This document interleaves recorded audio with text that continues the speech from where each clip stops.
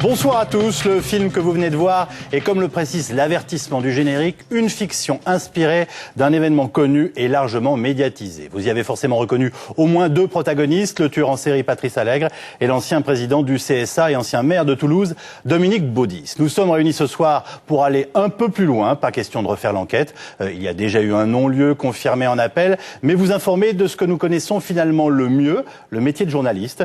C'est lui qui est entre autres au cœur du film que vous venez de voir. Et c'est donc de lui dont nous vous parlerons le plus facilement, entre professionnels, mais avec un regard extérieur, celui d'un sociologue. Bref, nous avons tous envie de savoir comment un tel dérapage a été possible et de comprendre le rôle que jouent les médias dans ce genre d'affaires. L'affaire Allègre, bien entendu, mais aussi celle d'Outreau, du petit Grégory Villemain, ou plus récemment encore, et toujours dans l'actualité, la disparition de Madi au Portugal. Voici donc nos invités. Florence Aubenas, vous avez suivi pour le journal Libération l'affaire Allègre, mais aussi celle d'Outreau, dont vous avez tiré le livre La méprise. Vous venez de rejoindre la rédaction du Nouvel Observateur. Mathieu Aron, vous êtes rédacteur en chef chargé des enquêtes à France Info et surtout co-auteur avec Marie-France Etchegouin du Bûcher de Toulouse, le livre qui a inspiré le scénario de ce film. Louis-Marie Aurault, vous êtes chroniqueur judiciaire au Canard enchaîné, un journal qui a fait preuve de beaucoup de retenue dans l'affaire Allègre. Vous nous expliquerez comment et pourquoi. Frédéric Ploquin est lui, grand reporter à Marianne, spécialiste des truands et de la pègre, comme en témoigne le titre de votre livre Parrains et caïds.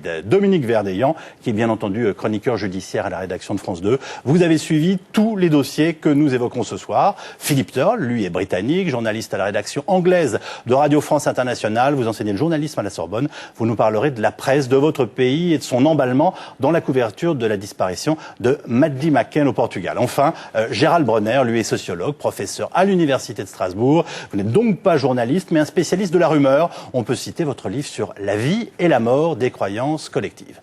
Mathieu Aron, on va commencer avec vous, bien entendu, cette émission. Je rappelle que vous êtes le co-scénariste de ce film.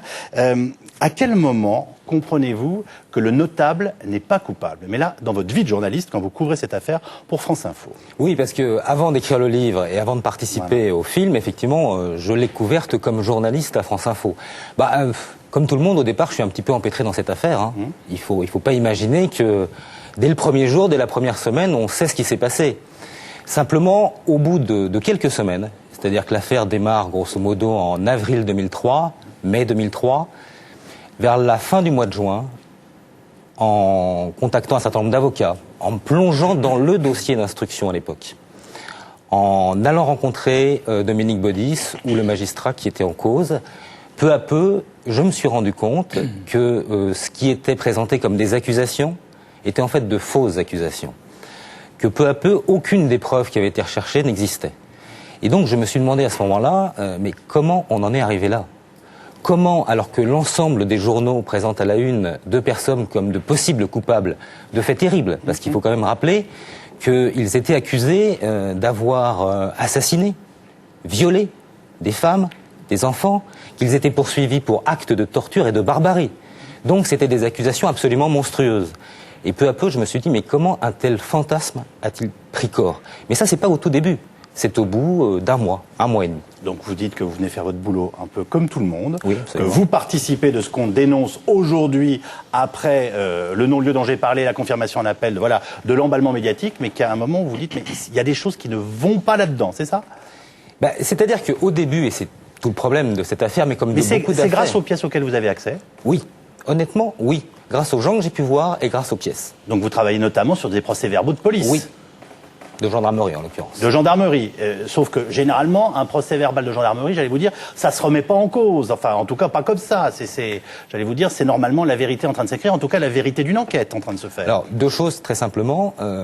En lisant les procès-verbaux des prostituées qui accusaient, je me rends compte que, très curieusement, il n'y a aucune question qui leur est posée. C'est-à-dire que sur des pages et des pages, elles lancent leurs accusations. Il n'y a pratiquement jamais une précision qui leur est demandée par les enquêteurs, ce qui quand même est étrange. Et deuxièmement, il y a eu un début quand même d'enquête qui a été fait à Toulouse. Et à chaque fois qu'elles ont affirmé quelque chose, ça s'est avéré faux. Et là, à ce moment-là, on se dit, quand même, il est temps de se poser la question de savoir si effectivement cette affaire est vraie. Si effectivement ce réseau de notables dont on a tellement parlé existe. Et je me suis rendu compte au fil du temps, et en travaillant après sur le livre avec ma consoeur Marie-France Etchegouin, que finalement tout était faux. de A à Z. Il y a même un moment où on se demande, mais attends, je suis pas en train de me tromper, mais non, tout est faux. Tout est faux de A à Z. Tout ce réseau de notables n'a pas existé, et les gens qui ont été accusés n'ont rien fait. Et c'est à ce moment-là qu'on s'est dit avec Marie-France Etchegouin, ben voilà, il faut écrire un livre pour expliquer comment une telle histoire est possible. Florence Aubenas, je vous pose exactement la même question. Comment vous, dans votre travail de journaliste, vous arrivez à Toulouse, en plus, vous prenez la suite d'une consoeur qui a fait la première partie de l'enquête et qui a couvert tout ça pour votre journal. Comment vous prenez conscience de ce qui est en train de se passer, de ce que nous savons aujourd'hui? C'est-à-dire que il faut d'abord remettre dans un contexte général qui est comment on travaille aujourd'hui sur une enquête judiciaire quand on est journaliste. Hein.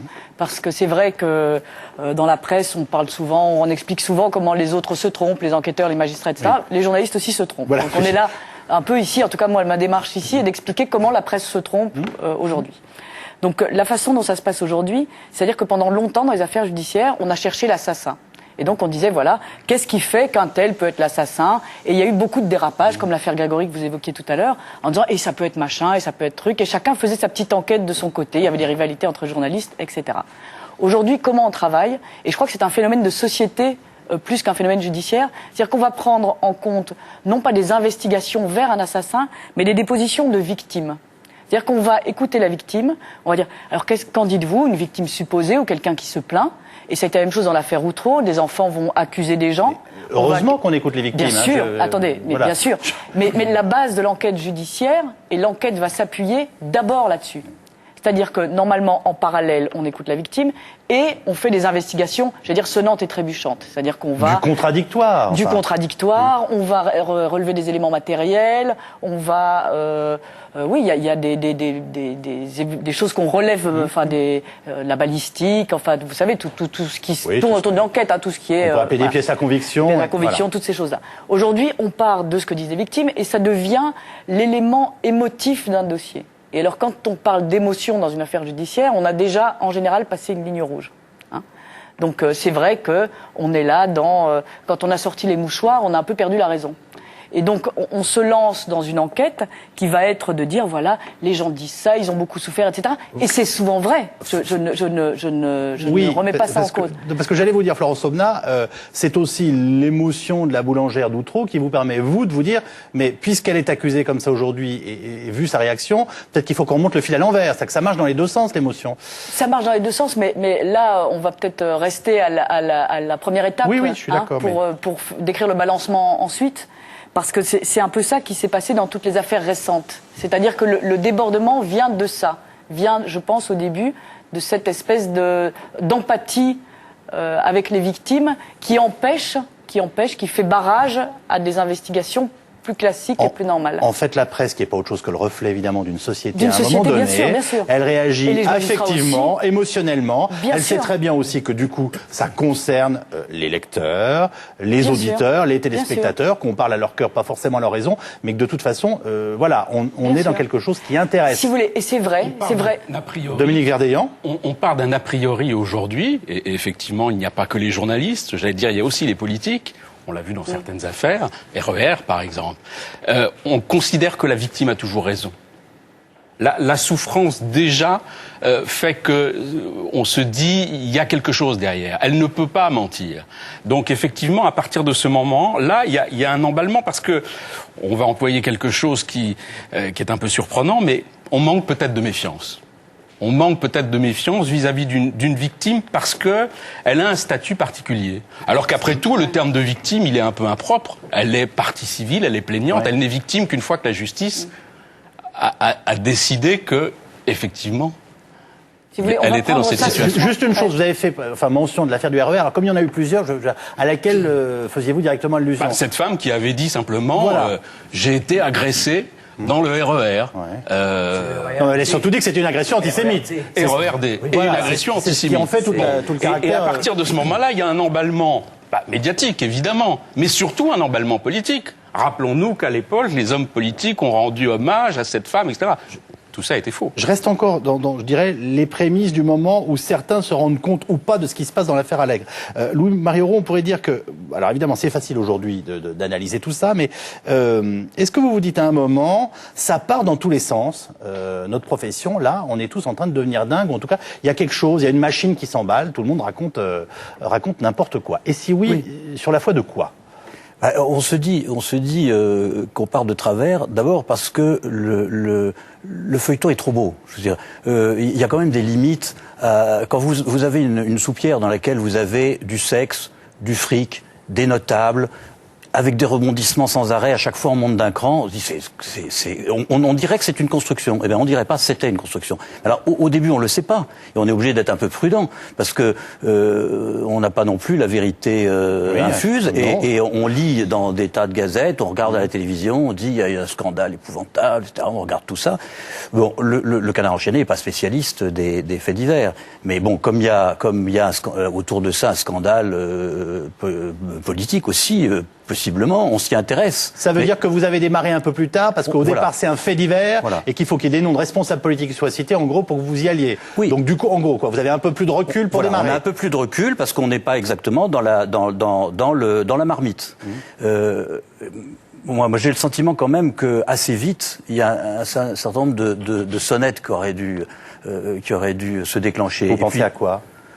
Écoutez, en tout cas, donnez-nous déjà au moins un exemple. En tout cas, au Canard, on a eu un certain nombre de conversations avec des gens qui étaient concernés par cette affaire. Moi, je me souviens d'une discussion avec quelqu'un qui était très proche de Baudis. Et qui regardait ce qui se passait, qui disait bon, moi je suis pas chargé de vous donner des garanties sur la vertu de mon patron, mais il y a une chose dont je suis sûr, c'est que Baudis, dans un hôtel Borgne, dans sa ville où tout le monde le connaît, dans un quartier de sa ville, c'est impossible. C'est impossible. À Paris, je vous aurais dit, on peut discuter, mais c'est impossible. C'est du simple bon sens. D'imaginer que le maire de Toulouse va dans un quartier malfamé, dans un hôtel, bon, c'est pas crédible. D'autre part, il y avait aussi l'exagération. Il est ex-maire, mais que tout le monde continue à penser qu'il l'est, comme on dit dans le film. D'ailleurs, c'est intéressant, absolument, puisqu'il est président du CSA. Absolument, c'est une personnalité connue. En plus, même vous dites rien que ça paraît inconcevable. Excusez-moi, je vous interromps, mais rien que ça vous paraissait, on va dire, pas raisonnable. Pas raisonnable. Pas raisonnable. D'abord, simplement en bonne logique. Mais il y a d'autres choses qui peuvent interroger. Effectivement, moi je suis tout à fait d'accord avec ce que disait Florence tout à l'heure. En effet, la parole de la victime, c'est plus la parole de la victime, c'est la parole de la souffrance. Et donc on n'a plus le droit de la mettre en cause. Et quand les prostituées, dans un premier temps, disent on a vécu un calvaire, ce qui est sans doute vrai, personne n'ose dire mais attendez, on regarde un peu les procès-verbaux. Elles ont changé 5, 6, 10 fois. C'est-à-dire que à chaque fois, avec d'ailleurs une progression dramatique. Au début, si vous regardez le film des événements, Baudis, il est accusé d'avoir abusé d'une prostituée, et puis ensuite de l'avoir torturée, et puis ensuite, bref, on va vite. À la fin, c'est un assassin. Il commandite un assassin pour effacer des traces. Alors, c'est curieux. Imaginez simplement quelqu'un qui doit raconter une histoire. D'abord, elle commence pas par vous dire, mais c'est un assassin. C'est quand même curieux. Quand vous avez quelqu'un qui a plein de choses à se reprocher, en général, on commence par le plus grave. Et là, c'est qu'au bout de quelques semaines, voire quelques mois, qu'on dit finalement, j'avais oublié de vous dire, c'était aussi un assassin. Bon. Et quand on voit les procès-verbaux, je vous assure, un regard extérieur et simplement calme, vous regardez les procès-verbaux, vous dites, ça vaut pas un coup de cidre. C'est pas possible de s'attacher sérieusement. Il y a quelque chose qui est très frappant, juste une seconde, sur les procès-verbaux. Expliquez-nous pourquoi ça vaut pas un coup de cidre. Alors, il y a quelque chose qui est très très frappant sur les procès-verbaux, c'est le nombre de gens qui sont accusés. C'est-à-dire que ce qui est très troublant dans cette histoire, c'est que la presse a présenté 1, 2 accusés, 1 ou 2 personnes mises en cause. Donc je pense que pour l'opinion, quand on présente 1 ou 2 personnes simplement comme de possibles coupables, on peut y croire. Et quand on regarde les procès-verbaux d'origine, on s'aperçoit que ce n'est pas un magistrat qu'elles accusent, mais tout le palais de justice de Toulouse. Qu'en réalité, dans les premières dépositions, l'une des prostituées explique qu'elle a été violée 500 fois au palais de justice de Toulouse par une vingtaine de magistrats. Quand on prend les accusations contre Dominique Baudis, on s'aperçoit qu'il y a eu d'autres hommes politiques qui ont été mis en cause. Le maire de Toulouse, Philippe Douste-Blazy, Monsieur Labarrère, et puis dans d'autres témoignages, on va mettre en cause Monsieur Sarkozy, Monsieur Chirac, dire que tout le monde participait à des soirées barbares et que dans ces soirées, on violait à qui mieux mieux. Alors, quand vous lisez ces procès-verbaux-là, vous vous dites c'est pas possible. Mais quand la presse ne rend compte que d'un seul nom, alors ça devient crédible. Et c'est ce mécanisme-là qu'on a tenté d'expliquer et tenté de décortiquer dans le livre qu'on avait fait avec Marie-France Etchegouin. Frédéric Ploquin, à quel moment il y a des indices du bordel généralisé, en fait? Très vite. Si on... Là, on est... Moi, je respecte je pense qu'il faut respecter le fait divers. Il faut que nous, journalistes, on respecte le fait divers. Et c'est pas pour moi d'ailleurs une matière, il n'y a pas dans le journalisme des matières nobles et d'autres qui le sont pas. Et je pense que le respect du fait divers amené là à garder plus de bon sens que ce qui n'a été le cas chez un certain nombre de confrères. Mais il y a deux choses, je voudrais juste revenir au fait que... Vous êtes le premier avec votre journal à citer le nom de Dominique Baudis. Absolument. Pourquoi? C'est justement, c'est très avant tôt. son intervention télévisée, nous sommes bien d'accord. Absolument. Moi, je vais sur place là-bas, et je fais mon boulot absolument normal, c'est-à-dire que je ne me contente pas effectivement de voir ces filles, je ne me contente pas de voir un magistrat, je vois beaucoup de monde. Et en fait, d'ailleurs, je voudrais remercier parce que si nous ne nous sommes pas trompés, si nous avons pu dire à un moment donné non, ils sont tous en train de délirer, c'est grâce. J'ai pas inventé, c'est pas à moi comme ça, c'est simplement que j'ai eu face à moi des vieux policiers qui avaient énormément de bon sens et avec lesquels j'essayais de décortiquer les choses. Et puis à la fin de la discussion, je disais mais attendez, ok, alors il y avait pas effectivement que Baudis, comme il le rappelait, il y avait le patron du Stade Toulousain, il y avait le patron d'une grande fédération française de tennis, il y avait des dizaines de personnes. Et à la fin, on se met dans la situation où on va se mettre à écrire l'article. Alors je dis mais comment est-ce que je vais faire pour écrire ça? Je dis non, je peux pas. Il faut et on revient vers ces interlocuteurs. On dit ok, moi je veux bien tout ça, c'est formidable. C'est vrai que c'est formidable au sens, ce mot, je le dis volontairement. C'est-à-dire on atteint le sommet de l'information spectacle dans cette affaire. Et le film le montre bien d'ailleurs. Ma question était aussi, excusez-moi, pourquoi êtes-vous les premiers à citer le nom? J'y viens. Donc à partir du moment où je m'aperçois qu'il n'y a pas de preuves, mais que par ailleurs le tout Paris, la France entière bruise de ces noms, tout le monde est là. Mais pourquoi est-ce que le public n'aurait pas le droit de le savoir? Donc je reviens au journal, à Marianne, et donc on a une discussion d'ailleurs compliquée, et ça c'est bien dans le film. C'est pas évident quand on revient du terrain, on est confronté à des gens qui n'y sont pas et qui ont d'autres visions. Donc là on a une discussion importante. Oui, puis qui ont envie de faire tourner même au bon sens du terme le journal, la radio, la télé. Absolument, parce qu'il faut vendre. Donc il y a une discussion qui fait qu'il y a même des gens dans mon propre journal qui me disent attends, tu t'es fait enfler par les flics, c'est pas parce que cette histoire. Il y a des gens auxquels je suis confronté dans mon propre journal qui veulent croire à cette affaire parce qu'elle est trop belle, comme disait Lou Marie. Elle est magnifique. Et là, mais j'arrive à les convaincre. Je leur dis maintenant, les procès-verbaux, ce que disait mon camarade tout à l'heure, les procès-verbaux ça tient pas. Il y a des gendarmes, mais il y a des choses que les journalistes n'avaient pas voulu voir. Par exemple, il y a des gendarmes qui avaient fait des rapports pour dire pourquoi vous avez cité le premier le nom de justement, c'est tout ça, j'y viens. Je fais pas le policier, mais c'est. Bon, on dit on va casser avec cette, oui, je vais avouer. Voilà, on va casser avec cette hypocrisie ambiante qui consiste à laisser le tout Paris bruisser de ça et à ne pas le dire au public. Donc on va faire un papier. D'ailleurs, regardez, on avait de l'avance parce qu'on est les premiers à l'avoir fait celui-là. Notable tous coupables. D'accord, ça c'est tout à fait début juin 2003. Et on dit, on va donner le nom de Dominique Baudis et expliquer pourquoi l'affaire n'est pas crédible. Et d'ailleurs, Dominique Baudis, pardonnez-moi, quelques mois plus tard... J'insiste pour nos téléspectateurs, vous décidez donc de publier le nom parce que vous êtes arrivé au bout du compte à la conviction que ça n'est pas possible. Que cette histoire ne tenait pas, que comme disait Louis Marie... Et qu'on ne peut pas lui reprocher tout ce qui sort à ce moment-là. Et donc ça lui a permis, d'ailleurs, il nous en est reconnaissant, à Marianne dans son livre, Dominique Baudis nous remercie d'avoir publié ce nom, ce qui lui a permis ensuite d'aller assumer publiquement, alors il y avait une chasse à l'homme, il y avait une chasse à l'homme. Il était traqué. Il y a plusieurs hommes qui étaient traqués en France, à ce moment-là, par les médias. Et nous on dit si on donne le nom quelque part, on casse la chasse à l'homme et on repose. Et d'ailleurs, on a fait un peu retomber le débat. Vous êtes acteur autrement, si je puis dire. Absolument. Vous êtes acteur autrement. Juste une question. Pas facile à l'époque de dire non.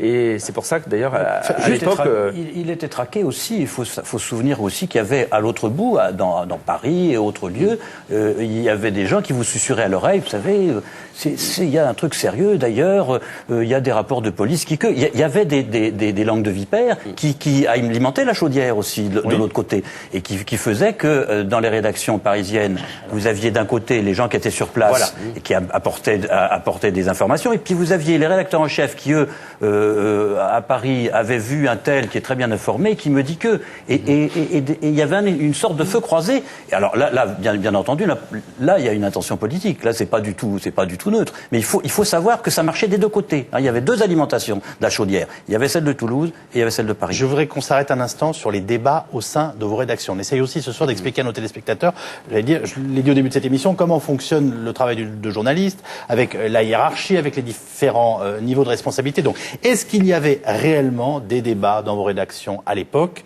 J'allais vous dire, est-ce que vous vous êtes retrouvés divisés? Est-ce qu'on s'engueule? Est-ce que ça discute? Je dirais plus que de mesures. C'est normal que dans une rédaction on discute, sinon c'est pas une rédaction. Mais voilà. Alors, comment ça se passe? Je sais pas, Mathieu Aron. Chez nous, ça s'est passé de la façon suivante. Je vais vous expliquer très clairement comment ça s'est passé. D'abord, on a un correspondant à Toulouse qui commence par suivre l'affaire. Ensuite, moi, je descends à Toulouse pour travailler avec lui, avec Vincent Rodriguez. Je reviens de temps en temps à Paris. Je suis pas resté 3 mois à Toulouse. Et ce qui se passe, on a un drôle de phénomène, c'est que on a le matin la revue de presse. Donc sur les radios, il y a des revues de presse. C'est quelque chose d'assez classique. Dans les revues de presse, on fait état de ce que disent nos confrères, en particulier sur cette affaire. Et là, il y a des accusations terrifiantes. Et nous... Lesquels confrères font état de ce qui se dit à la radio. Voilà. Oui, mais là, en l'occurrence, dans une revue de presse, c'est bon. Et là, on est confronté à un problème, c'est que nous, les éléments qu'on a ne collent pas avec la revue de presse. Donc, sur la même antenne, on a le matin la revue de presse qui donne un certain nombre d'informations, et puis on a notre enquête personnelle, l'enquête de la rédaction. Au bout d'un certain temps, l'enquête de la rédaction a pris le pas. C'est-à-dire qu'il y a une décision qui a été prise, c'est de m'envoyer longtemps à Toulouse, plusieurs semaines, et finalement, c'est ça qui l'a emporté. Donc voilà exactement ce qui s'est passé. Et pardonnez-moi, vous passiez un coup de fil à votre confrère qui fait sa revue de presse en lui disant écoute, arrête, tu peux pas reprendre comme ça, moi je fais le boulot. En gros, ça revient aussi, je le dis à l'envers, tu dis dans ta revue de presse exactement le contraire de ce que je mets dans mes papiers. Enfin, je vais un peu vite, mais il y a eu cette tension à un moment ou à un autre, forcément. Est-ce que ce type de conflit, vous les avez eu dans votre rédaction? C'est ce que je suis en train de vous expliquer. Oui. À partir d'un certain moment, on s'est dit, voilà, on a un journaliste sur place qui enquête. Et on va privilégier ces informations sur celles des confrères. Voilà, peut-être je vous le dis autrement. Frédéric Ploquin nous a finalement très clairement expliqué qu'on lui reprochait à Marianne, d'une certaine façon, à un moment, d'être trop modéré. Est-ce qu'on vous a reproché à vous, dans votre radio, d'être trop modéré? Est-ce que Mathieu, en gros, il est lucide, il dit la vérité, je vais plus loin. Pourquoi il protège Baudis? Est-ce qu'on vous a dit des choses de ce type? Je pense qu'on les a pensées, faute de vous les dire. Je pense que ça a pu se penser, pour être tout à fait honnête, et ça ne m'a jamais été dit. Et je dois reconnaître quand même que la direction de France Info à l'époque a pris un risque, parce que j'étais parmi les tout premiers à expliquer que non, ça tenait pas. Voilà, donc j'ai amené des éléments, je faisais mon boulot sérieusement, ou au moins j'essayais de le faire sérieusement. Et la rédaction en chef de France Info a dit ok, on le suit, on y croit. Florence Aubenas? Oui, ce débat est intéressant parce que là, on a l'impression, à avoir vu le film et à connaître un peu ce qui s'est passé, que ce débat est clos. Or, il perdure et c'est ça qui, d'une certaine façon, en montre toute l'acuité aujourd'hui. C'est-à-dire que des gens, aujourd'hui encore, disent que Dominique Baudis entretiennent cette machine-là, cette machine à accusation. Hein. Le mythe il n'y a pas de fumée sans feu. Il n'y a pas de fumée sans feu, etc. Donc, et au départ, il n'y a pas des journalistes clairvoyants et faisant bien leur travail et une bande de fous malades. Voilà.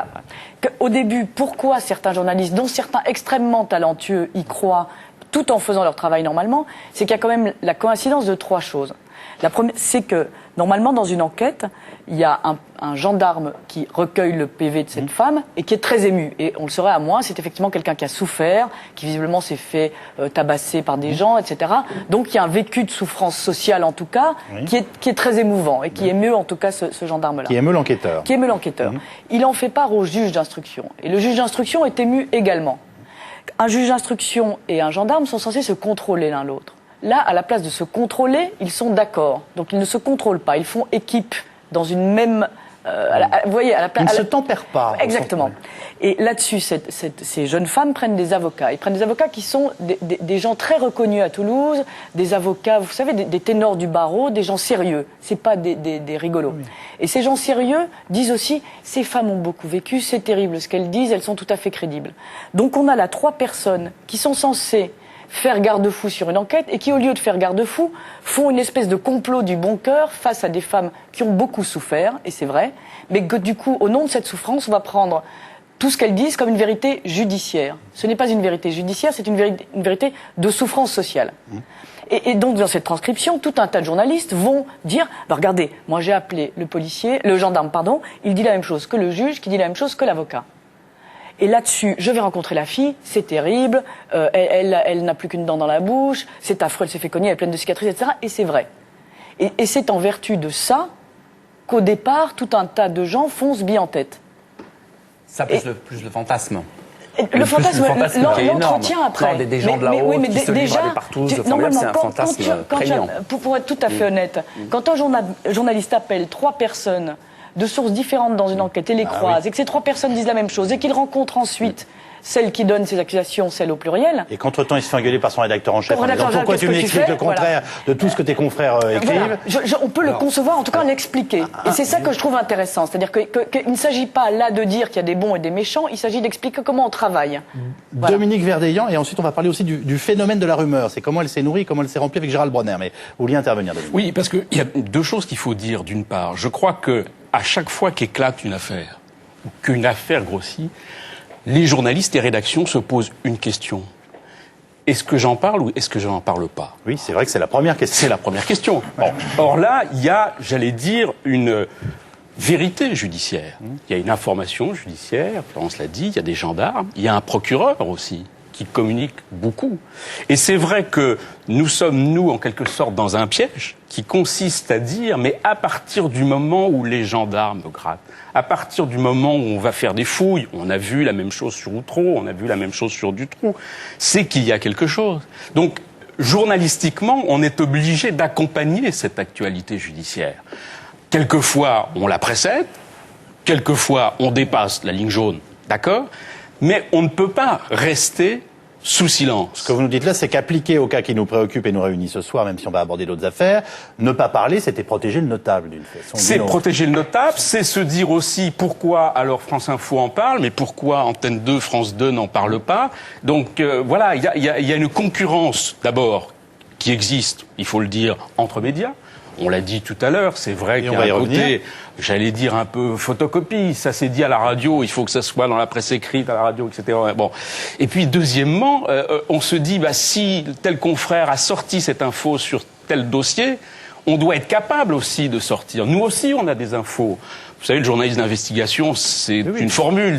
On a des contacts ou on n'a pas de contacts. Donc voilà. Est-ce que lorsqu'on a une info, on la donne? Est-ce qu'on a le temps de la recouper? Est-ce qu'on a le temps de la confirmer? Et donc tout ça crée une précipitation, un emballage qui est grossi en plus lorsque, pour Mathieu ou pour nous, il y a, j'allais dire, le côté fabrication. Dans l'urgence. La radio, toute info, c'est maintenant. Le journal, c'est 2 journaux par jour. Là, vous évoquez le fait que vous êtes, vous, dans des médias où la quotidienneté, et parfois même plusieurs, voire énormément d'éditions par jour, vous oblige à fournir. On va revenir sur ce travail au jour le jour. Juste un mot de Louis-Marie Oraud, et après, je voudrais qu'on parle de la rumeur. Juste pour dire, je pense que personne ne soutiendra ici qu'il fallait pas en parler.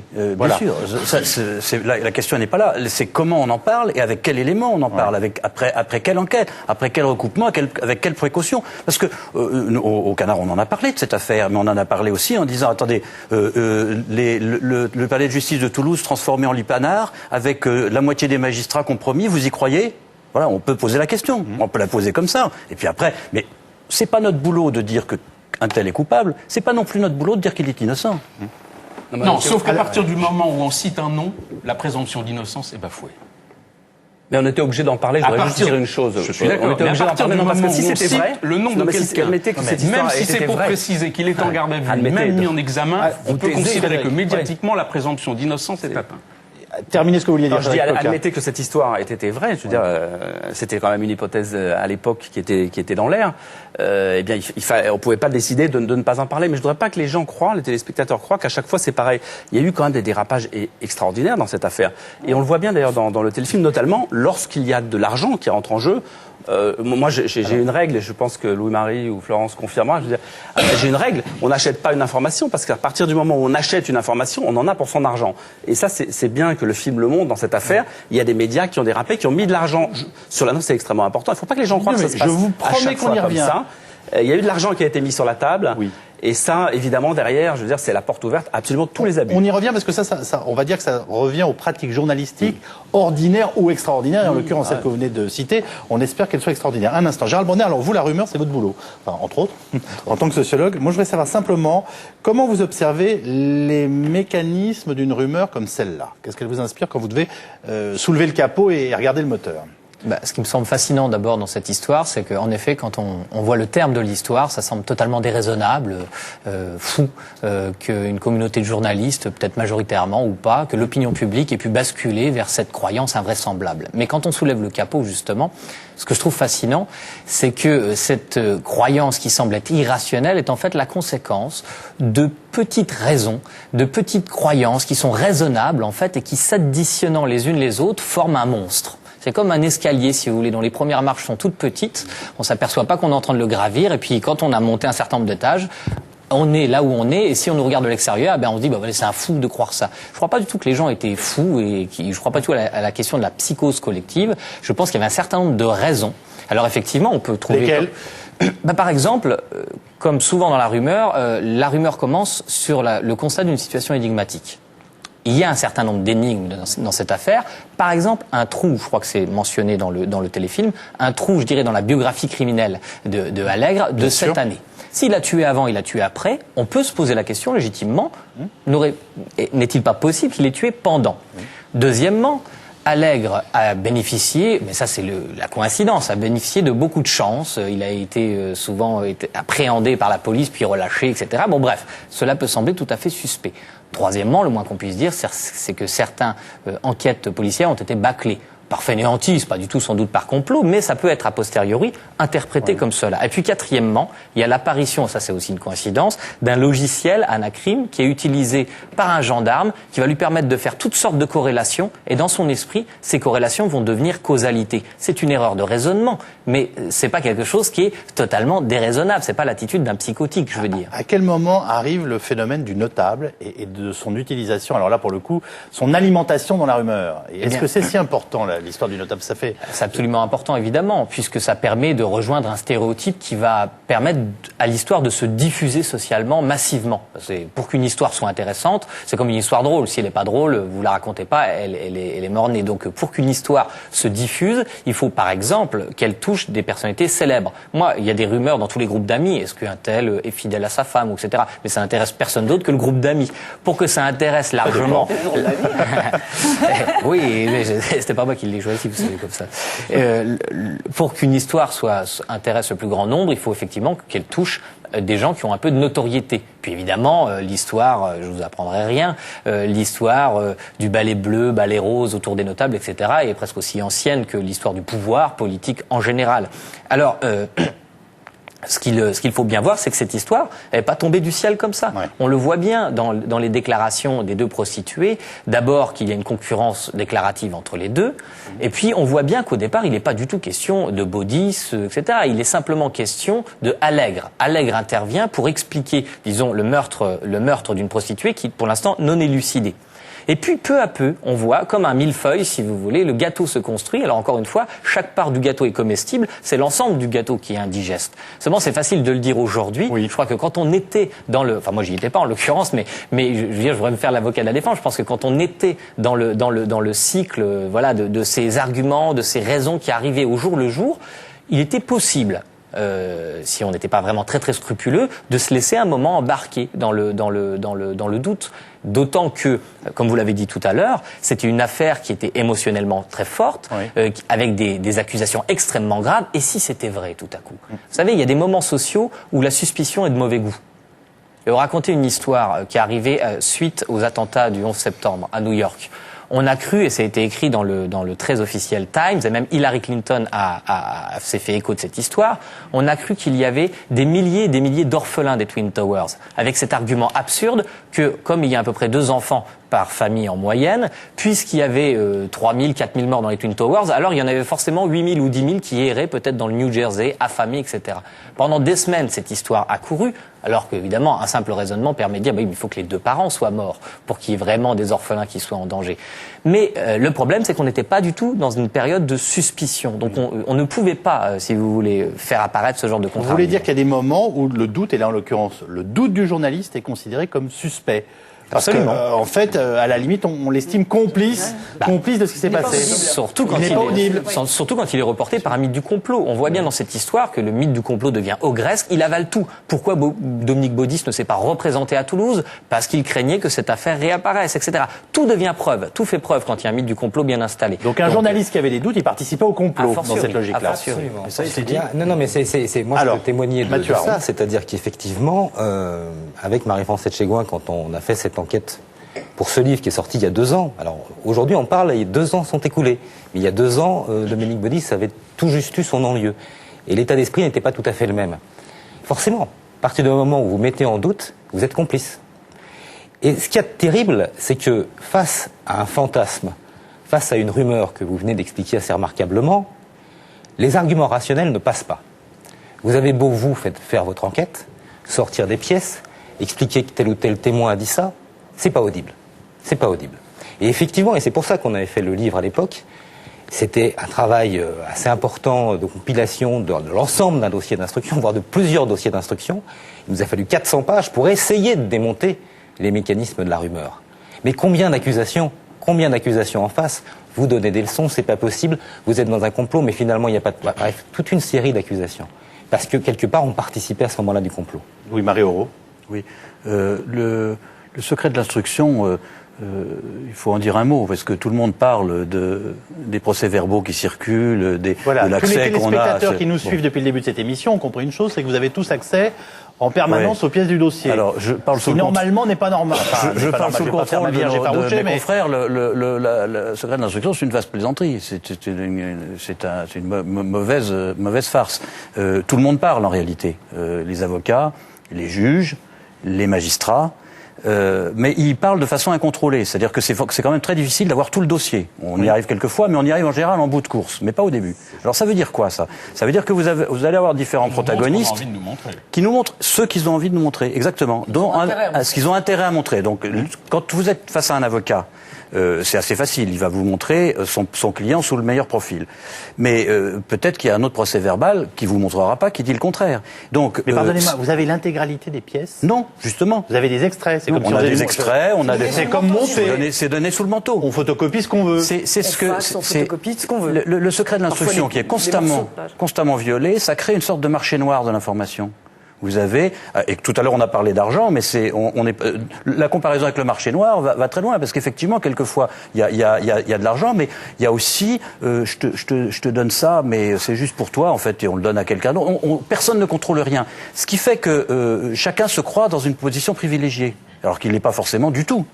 Et puis on n'a pas une vision globale. Quand Mathieu Aron a pu regarder la totalité du dossier, il a naturellement été effaré par la vision globale que ça donnait. Mais quand on vous donnait un procès-verbal avec simplement une audition d'une des prostituées qui portait des accusations, on dit oulala, mais simplement quand vous en avez 10 et qu'à chaque fois la version est différente, c'est pas le même traitement. 18, vous m'avez dit parfois, c'est ça? Des versions différentes? Versions différentes? Oh, largement, oui. En tout cas, alors, ce qui est fascinant dans cette histoire, c'est que très vite, les gendarmes notent dans leurs procès-verbaux que dans les 3 années précédentes, parce qu'ils l'ont interrogée durant 3 ans avant que le nom de Dominique Baudis n'apparaisse, elle a donné 14 versions différentes.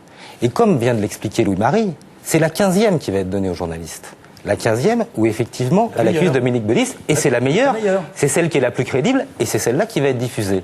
Et effectivement, le travail d'enquête va être de retrouver les 14 autres versions, ce qui nous permettra de comprendre qu'elle a menti. Philippe Turle, juste une chose, c'est... Vous devez être content d'être venu pratiquer votre métier de journaliste en France. Oui. Et en plus d'enseigner le journalisme à la Sorbonne. Ça existe chez nous aussi. Des histoires peut-être pas aussi énormes que l'histoire Baudis, mais on a eu quand même des histoires en Grande-Bretagne où la presse s'est fait vivement critiquer. Le dernier en date, c'était la mort du fameux docteur Kelly après l'annonce que les missiles de destruction massive étaient à 30 minutes d'Irak. Oui. C'était un nom qui était donné par le gouvernement. Le médecin qui était interrogé par un journaliste de la BBC s'est ensuite suicidé. Donc la BBC s'est trouvée sur la sellette.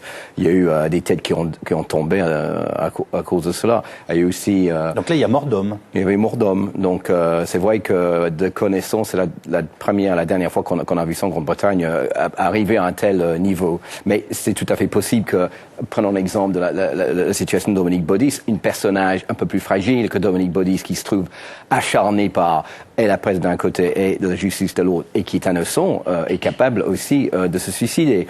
Donc bon, on n'est pas arrivé à cela, mais c'est vrai qu'on ne peut pas exclure ce genre de situation, malheureusement, et là ça mettra la presse et les journalistes dans une situation beaucoup plus difficile après. Je vous ai laissé terminer. Non. C'est bon ? Oui. Ah bon. Je voudrais juste revenir à une chose. Est-ce que les mécanismes de la rumeur qui ont été décrits tout à l'heure par Gérald Brunner, Florence Aubenas, ils ont quelque chose à voir aussi avec l'affaire d'Outreau que vous avez suivi, couvert, et ça donne à l'arrivée un livre. Voilà.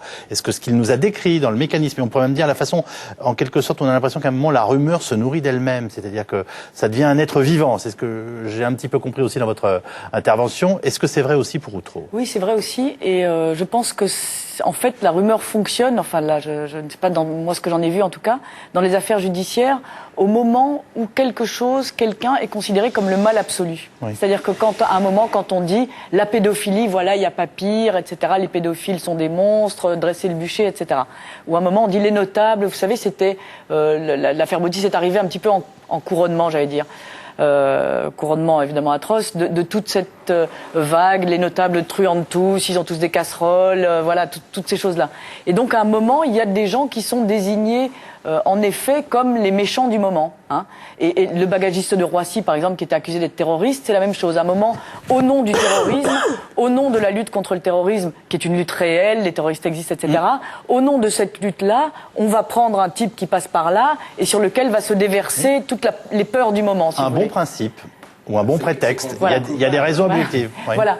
Et ce que je voulais dire aussi, c'est qu'à un moment dans toutes ces histoires-là, et là vous parliez, il y a eu un mort, mais il y a eu aussi un mort dans cette affaire-là. Hein. Il y a quand même ce jeune travesti Jamel, qui est mort aussi dans cette affaire, et je pense qu'il faut ne pas l'oublier non plus.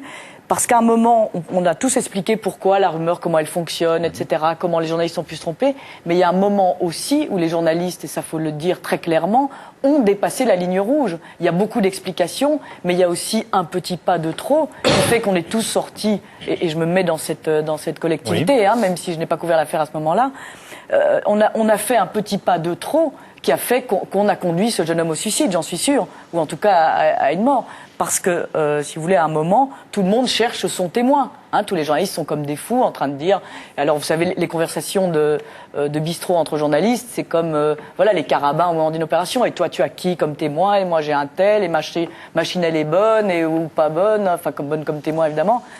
Et donc, on se dit, voilà, et là, moi, j'en ai un autre, qui est ce jeune type, un jeune travesti. Alors, il a filmé toutes les partouzes, et je l'ai trouvé, tout le monde lui court derrière en voiture. Enfin, faut voir ce que c'est quand même la chasse à l'homme par les journalistes. Hein. C'est quelque chose qui n'est pas glorieux pour nous tous. Et sur l'histoire de ce jeune travesti, il y a une mécanique qui s'est mise en place qui est particulièrement intéressante. Parce que c'est très dur. En fait, au départ, lui-même est manipulé par l'une des prostituées qui va manipuler les journalistes.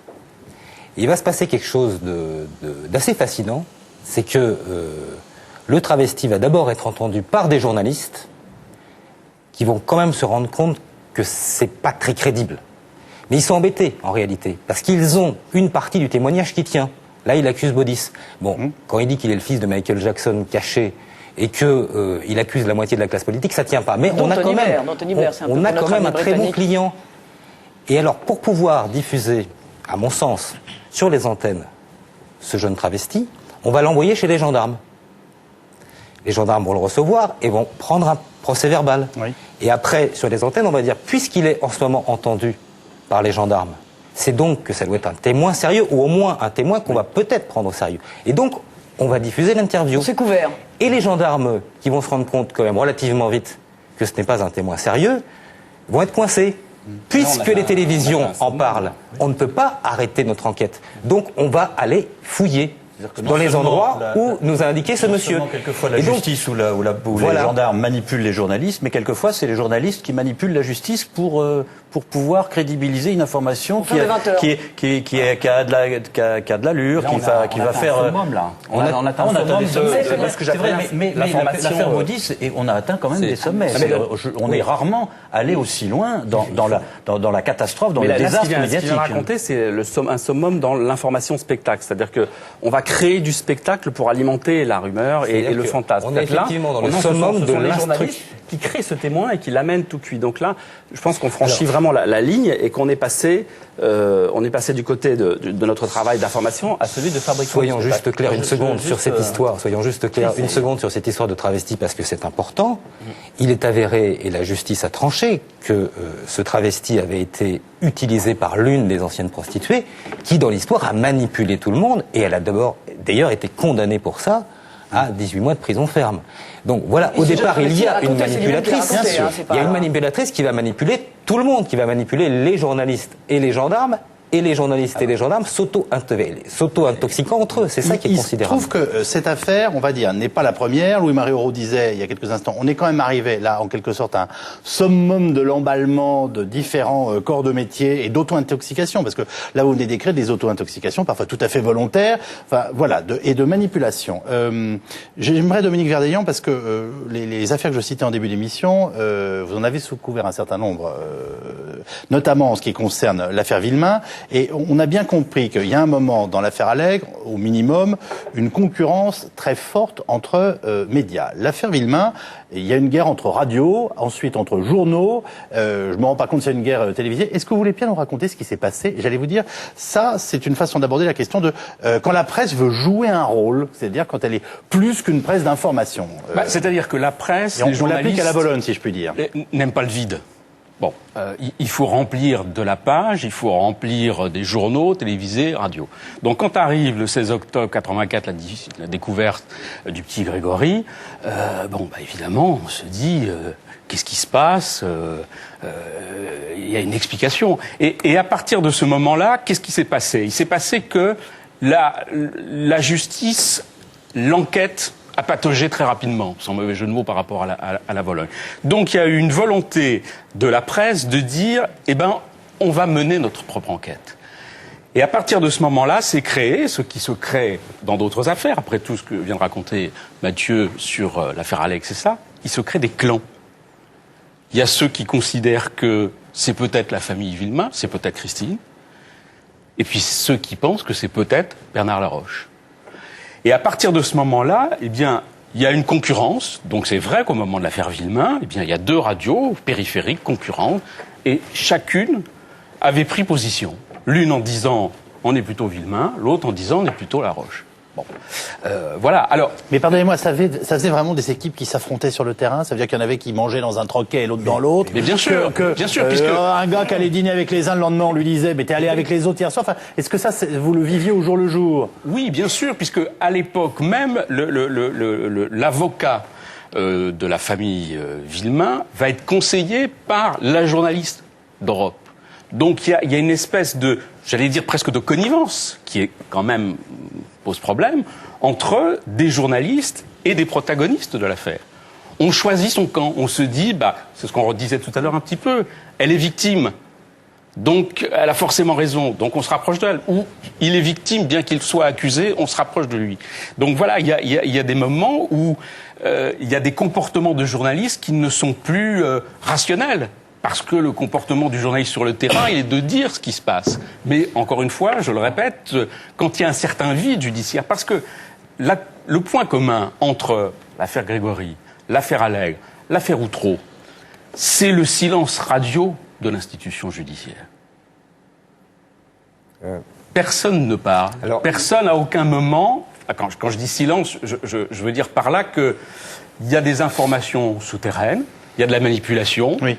Mais il n'y a pas de communication, j'allais dire, centralisée. Il n'y a pas de communication dirigée. Si je puis me permettre, Dominique, juste une seconde, tout à fait d'accord pour l'affaire Villemain. Pour ce qui est de l'affaire Allègre ou de l'affaire Doutreau, il me semble que c'est pas exactement la même problématique. Dans le sens où j'ai plutôt l'impression que c'est l'inverse. Un magistrat ou un policier n'a dit ce que vous racontez est faux. Dans l'affaire Outreau, pardon, encore une fois, qui dit au départ il y a un réseau pédophile et il y a des notables, c'est quand même la source, elle est judiciaire et c'est quand même un procureur de la République. Autant dans l'affaire Villemain, il y a effectivement une enquête et un juge qui va patauger complètement, et les journalistes vont effectivement, comme tu l'as dit, vouloir faire l'enquête à la place du juge. Pour ce qui est de l'affaire Baudis et me semble-t-il de l'affaire Doutreau aussi, on a une mécanique un peu différente. On a au départ des enquêteurs qui partent sur des fausses pistes. Le procureur de la République, l'autorité de poursuite, va croire les enquêteurs, donc lui-même partir sur une fausse piste. Et cet enquêteur ou ces enquêteurs et ce procureur de la République vont au contraire beaucoup communiquer vis-à-vis des journalistes. Et les journalistes, croyant finalement les enquêteurs et le procureur de la République, ce qui n'est pas stupide comme attitude, puisque c'est des gens qui ne se trompent pas toujours, Dieu merci, et qui, dans la plupart des cas, ne se trompent pas. Il se trouve que quand ils se trompent, et que les journalistes les suivent, les yeux absolument fermés, et ne vont pas voir ailleurs, et ne vont pas voir d'autres sources, ça donne cette catastrophe. Sauf qu'à l'intérieur des institutions judiciaires, dans l'histoire de la Vologne, comme dans l'histoire dont on vient de parler de Toulouse, l'institution judiciaire, elle n'est pas monobloc. Il y a à l'intérieur de l'institution judiciaire, dans l'affaire de la Vologne, il y a des gens qui sont pro Laroche, il y en a qui sont pro Villemain. Et donc, ça complique encore le jeu. Ça aussi, c'était clair pour les journalistes. Et alors, dans l'affaire de Toulouse, c'est une caricature. Vous avez des magistrats qui viennent vous dire dans l'oreille, vous savez, faites attention, vous faites un papier disant que tout ça n'est pas sérieux, mais vous allez voir ce qui va vous arriver la semaine prochaine. Mais quand c'est un haut magistrat qui vous dit ça, vous dites, c'est peut-être moi finalement qui suis parti de travers. Et puis le lendemain, vous avez un gendarme qui vous dit, alors là, vous allez voir les procès-verbaux complètement bidons. Bon, vous avez une institution qui n'est pas monolithique. Là aussi, chacun joue sa partition, son jeu, donc ça devient très compliqué. Donc il y a intérêt à avoir du recul pour s'en sortir. Florence Aubenas, qu'est-ce que vous appelez-vous, au bout du compte, la méprise concernant Outreau? Parce que j'allais vous dire, c'est un mot finalement assez doux pour rendre compte d'une situation qui a été extrêmement violente dans tous ses rebondissements.